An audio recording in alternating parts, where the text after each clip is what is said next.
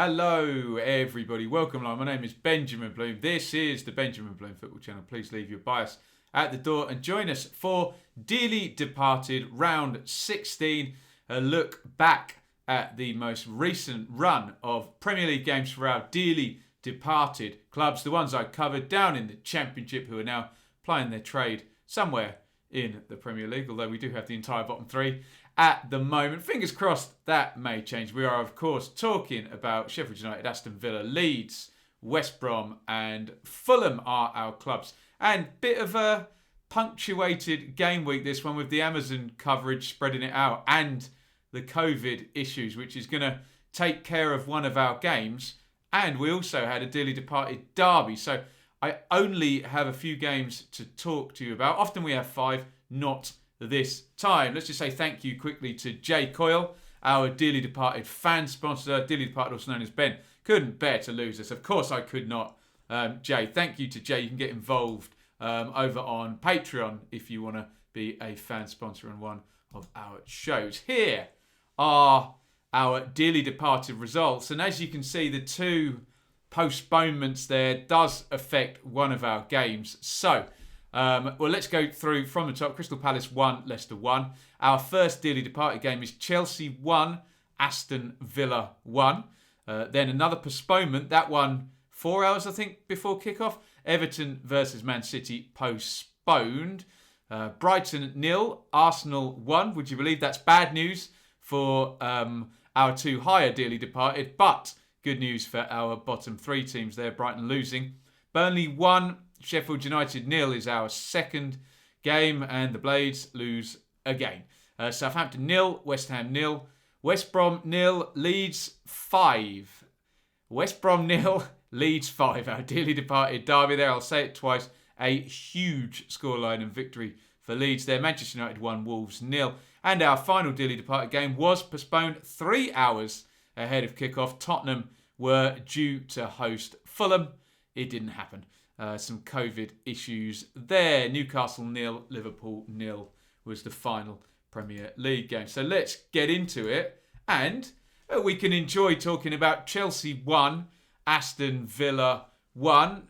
Villa settling in really nicely now, and some idea that the squad is now working a little bit better. There had been the idea of a couple of star players and a reasonably good system, but not so much anymore now. And this recent run of form from Villa is really opening up a few eyes. They'd had the good start, hadn't they? Then a slip.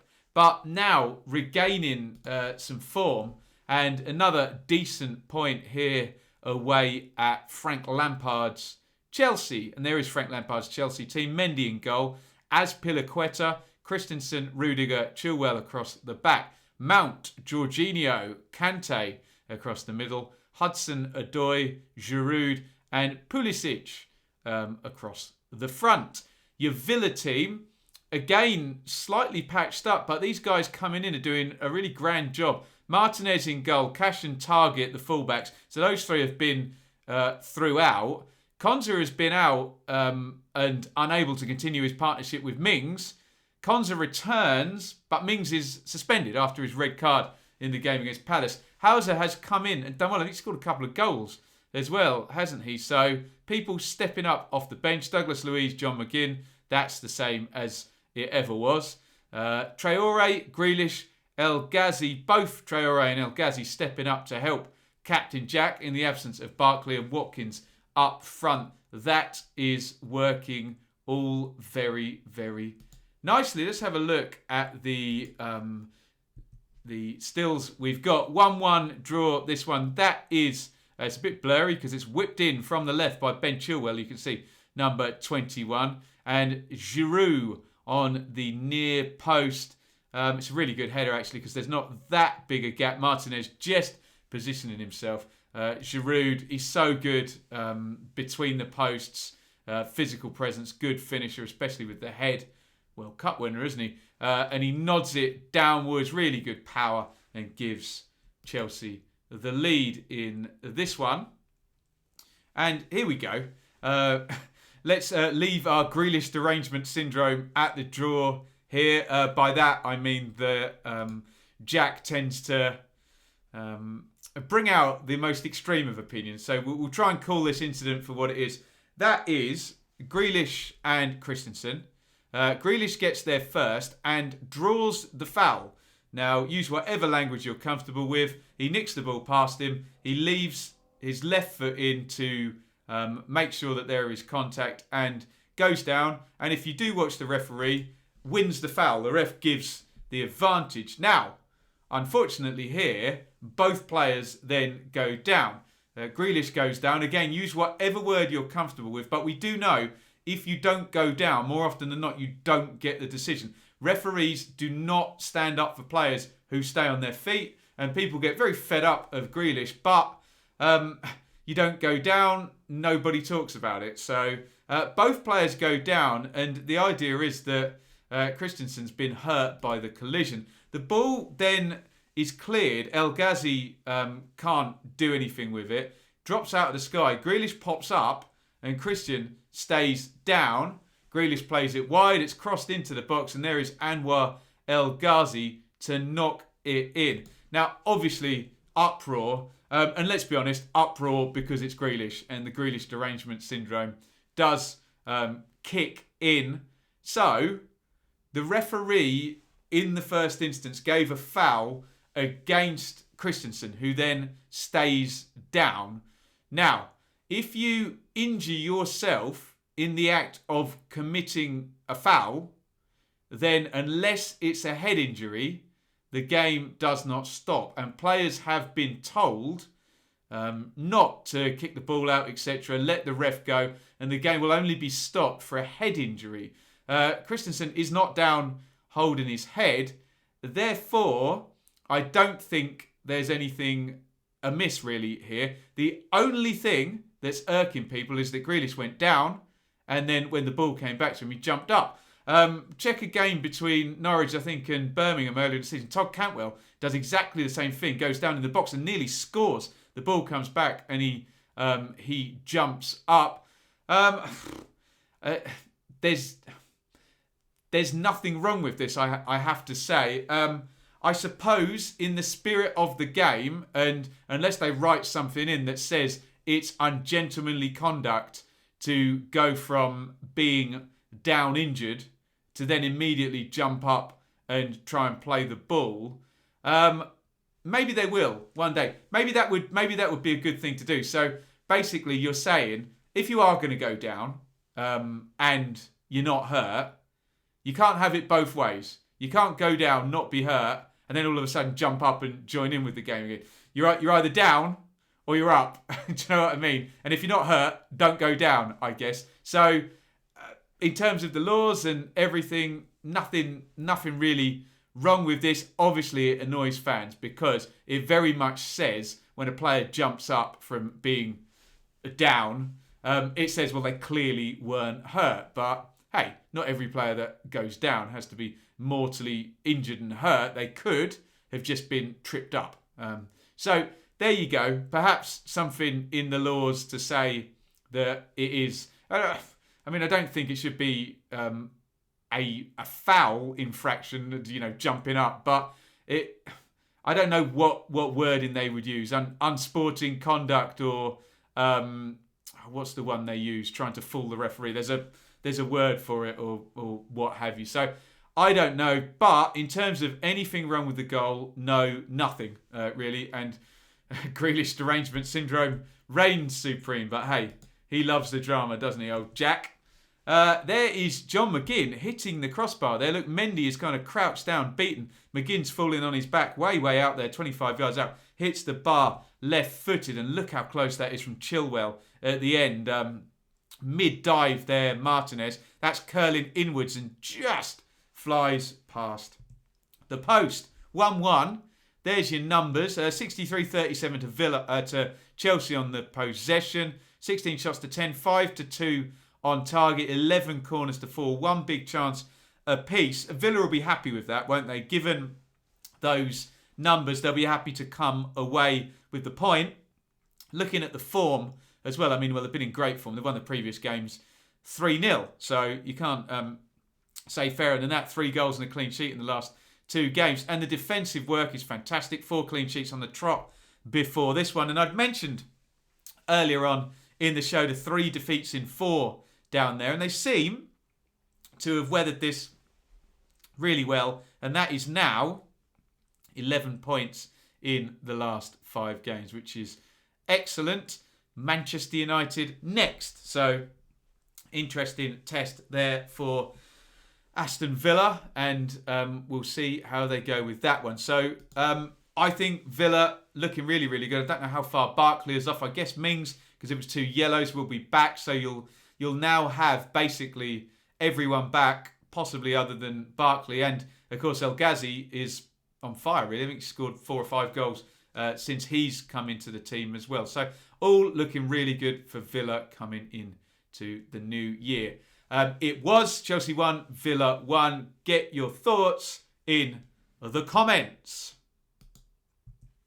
Next up, West Brom 0, Leeds 5. And you can see, and thank you to the 7,638 people who have viewed that video. Great numbers for that. Always big numbers for a big Leeds win on the channel. Thank you to all of those for watching the video.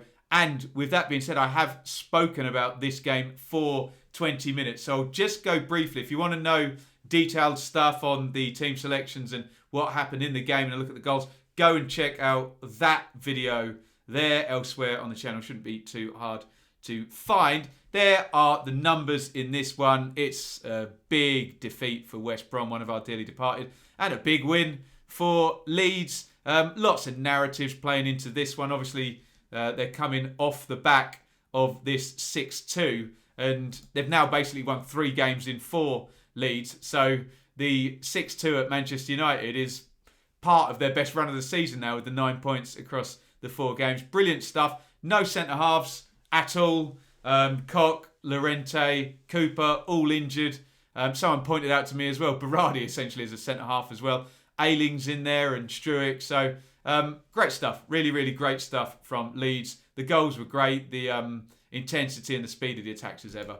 Brilliant stuff. So you look at the numbers, it's a hammering, isn't it? 76% possession, 6 shots to 1 on target. 2 big chances to 1. Leeds killer on the finishing and giving away that big chance to Dean Garner when Meslier had a bit of a brain-dead goal kick there under a little bit of pressure. But brilliant win for Leeds. 5-0 for West Brom. Well, great results away at Manchester City and away at Liverpool. They need a win from somewhere. Obviously not helped by a crazy own goal to open up the scoring in this one. Let's see what Big Sam's got up his sleeve. Firstly, in the next round of games, and then the transfer window opens up. We know what managers like Sam Allardyce are like. They are happy to go with players they've already worked with, who they already know. I know he'd been out a couple of years, but Allardyce has got a contact list as long as you can imagine, and we'll see. He's always been very innovative with bringing people in. So we'll see what he does for West Brom in January. But not much more to say on that one that I didn't say in that other video. So go and check that one out if you're a fan of either West Brom or Leeds. It was West Brom 0, Leeds 5. Thoughts in the comments or head over to the other video. So our third game would have been Fulham versus Spurs. That was postponed, called off because of new coronavirus cases at the West London club. Game was due to start at 6 p.m. at the Spurs Stadium. Fulham requested for the fixture to be postponed and the decision was confirmed 3 hours before kick-off. On Tuesday, the latest round of COVID-19 testing found 18 people had the virus, the highest figure recorded in the testing programme. A Spurs statement said the Premier League informed us of the decision. Fulham, having requested the postponement on the grounds of the number of positive cases, everyone at Spurs sends their best wishes to Fulham for a safe, speedy recovery. Obviously, very worrying that that's the highest number we've had in terms of the cases. We don't want to speculate as to why the number is going up. Believe whatever theory you want to. It's either the super strain or it's the fact that people have been sociable at Christmas time and this was inevitable, or it's winter and this was inevitable, or it's all three. I don't know. I've given up trying to second guess this virus over the last 9 months or whatever it has been. What I will say now is, and I know people won't like to hear it, but I've said it before, there's enough money in the Premier League to get these guys vaccinated at the earliest possible. If this is indeed a capitalist list and waiting list, then obviously there will be many people who say, no, footballers need to wait in line. But we know money talks, and I suspect if it was done quietly, with none of us knowing, and some deals were done, allegedly, probably, possibly, maybe, they could probably get every Premier League player vaccinated very, very quickly. Again, please don't have a pop at me in the comments. I'm not saying I agree with this. I believe that the most vulnerable should go first, but you all know that we live in a capitalist society, and deals may be done or be being done for people to be vaccinated ahead of people who may be slightly more vulnerable than themselves. So we'll see what transpires there, but certainly, yeah, with the proximity to kickoff, 3 hours and 4 hours on these games, it does feel like it's getting a little bit chaotic. But hey, we're virtually on full UK lockdown again now with tier 4s, aren't we? So hopefully it all tidies up and the vaccines really start kicking in and working as well. Fingers crossed on all of that. So no game for Fulham this week. There was a game for Sheffield United and they lost the game very, very sadly. Burnley 1, Sheffield United 0. And we've talked about the bottom three and the fact that none of them can get a result against Burnley or Brighton. And it does feel like Burnley are now just sliding, or in the process of sliding away from that bottom part of the table. They started the season so badly. They're in good form now. Everything's clicking and the results have come for Burnley, and they're very much outperforming any of our dearly departed teams, especially, any of our dearly departed teams in the bottom three, obviously Sheffield United, Fulham and West Brom, and a sense that they are going to be moving away from it. And this is another key win for Sean Dyche and Burnley, and yet another defeat for the Blaze. There's your Burnley team: Pope, Lodson, Tarkowski, me and Taylor across the back, Peters, Westwood, Brownhill, Brady across the middle, Wood and Barnes up top. For the Blades: Ramsdale, Basham, Egan, Robinson, Stevenson, Bulldog, Ampadu, Osborne, Brewster, Mousse and McGoldrick. So a small tweak by Chris Wilder. He's sort of in the Championship always used to play with a number 10. It was always Mark Duffy, wasn't it? And then that kind of changed as they went up to the Premier League, and it was more a three-man midfield, and Lundstrom had such a good season, and he's trying something new, and it feels like he's gone from midfield to and either a front three or a dropped off forward, or the three rotated. It's just been the case that whatever Chris Wilder throws at the wall this season does not stick, very sadly for him. And for Blades fans, big chance there for Barnes. Ramsdale pulling the Peter Schmeichel there and making himself very large. Chris Wood, big chance as well there, player of his calibre in the air, can't finish that one from, look at his shadow, what is he, 7 yards out. There is the goal, the inevitable goal. It's just a set play, and you can see three players around. I think Ampadu there, forgive me, I can't tell you who the guy jumping is, I can't see the number, but certainly Ampadu. I think that's Basham behind as well, and once Me wins that header, he just guides it, and you can see that inviting hole there to Ramsdale's right, and it's very straightforward. It's a set play goal, and it's going to be enough to win the game. Dave McGoldrick, that's as good as I can give you as a Sheffield United still there. Pope flies up his right arm and just kind of forces that one away. Difficult angle though for McGoldrick. There are the numbers, and do I need to repeat myself from the last 18 shows here? Good possession, 63. It's Burnley, they're not bothered about possession. 7 shots to 5, 3 apiece on target. 5 corners to 3 in Sheffield United's favour. 1 big chance, but 2 to Burnley and both missed as well.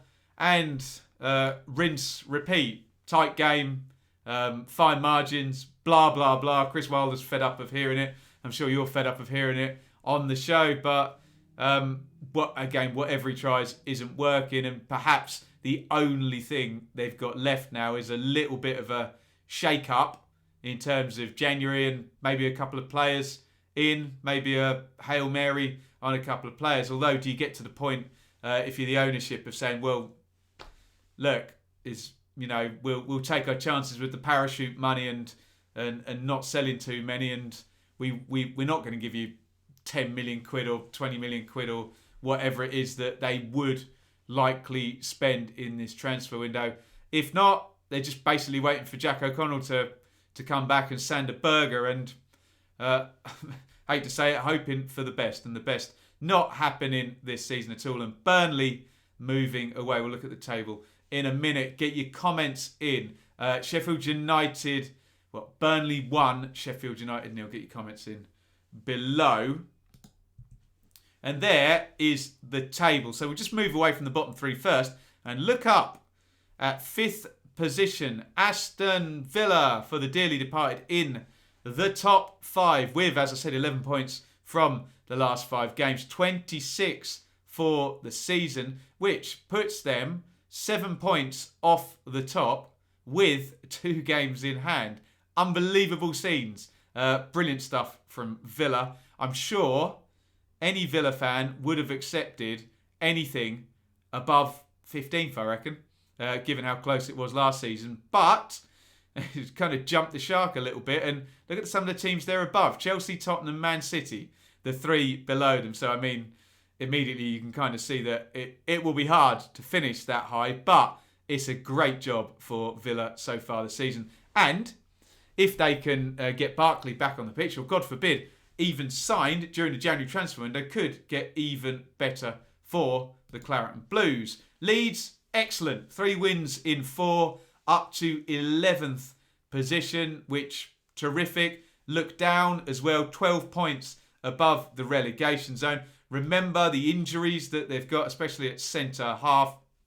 They're doing good, and what they're doing well is they're winning those games. The recent victories against Newcastle, against West Brom. I can't remember. Who was the other win against? Burnley. So key, because we said about the other dearly departed, they can't beat those teams, can they? And Leeds have beaten all 3 of them, and that's a lovely little 9 points across 4 games. And yeah, looking very, very nice there. Leeds in 11th. Let's see if they can continue that good form.